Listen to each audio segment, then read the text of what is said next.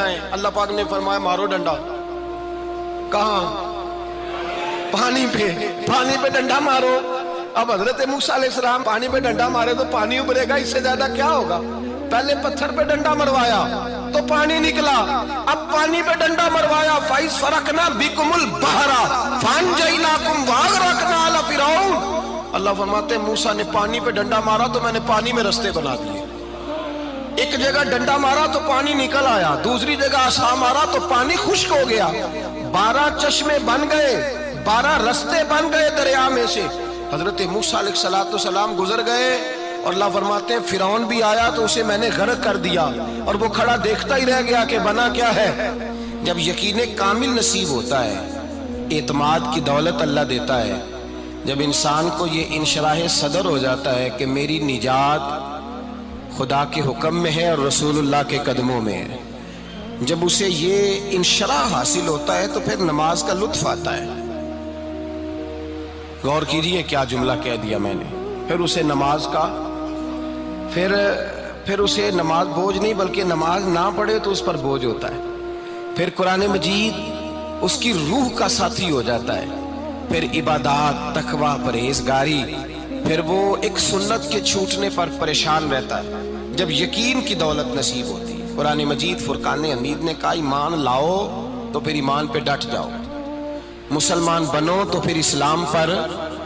پھر یہ جو کمزوری ہے نا، یہ دیکھتے ہیں، کرتے ہیں، چلتے ہیں، ابھی کل ابھی پرسوں بہانے ہیلے، ابھی میں نماز شروع کرتا ہوں دیکھتا ہوں لا الہ الا اللہ محمد الرسول اللہ صلی اللہ علیہ۔ جب کسی نے کلمہ پڑھا تو اس پر پورا دین ضروری ہے، پورا۔ اب وہ یہ نہیں کہہ سکتا کہ تھوڑا تھوڑا کر کے آؤں گا۔ یقین کی دولت نعمت ہے۔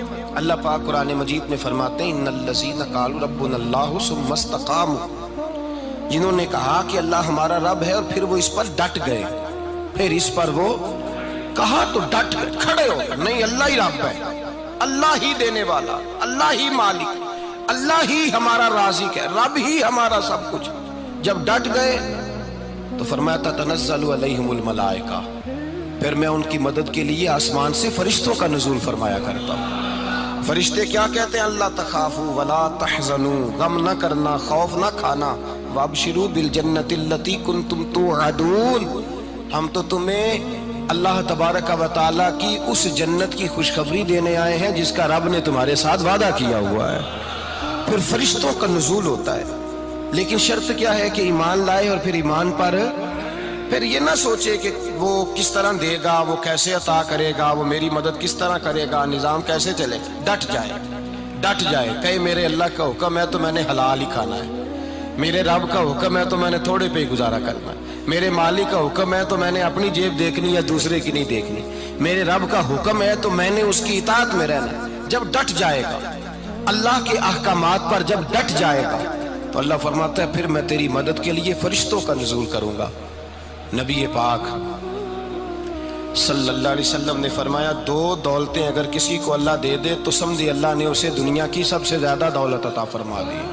یا رسول اللہ وہ کون کون سی چیزیں ہیں؟ فرمایا ایک جس شخص کو اللہ نے معاف کرنے کی دولت عطا کر دی، جو معاف کرنے لگ گیا، جس کی طبیعت میں درگزر آ گیا، جو معاف کرنے لگا، غلطیاں معاف کرنے لگا، جس کو ایک دولت یہ مل گئی۔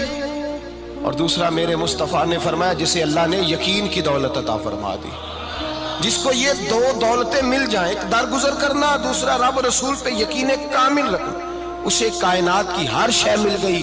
میرے نبی پاک نے فرمایا جب بھی دعا مانگو خدا سے یہ 2 نعمتیں مانگا کرو، عرض کیا کرو اے اللہ درگزر کی دولت عطا فرما، اے اللہ تو ہمیں یقین کی دولت عطا فرما، ایمان کی قوت اور پختگی نصیب فرما۔ میرے بھائی حضور نے فرمایا مانگ کے لو۔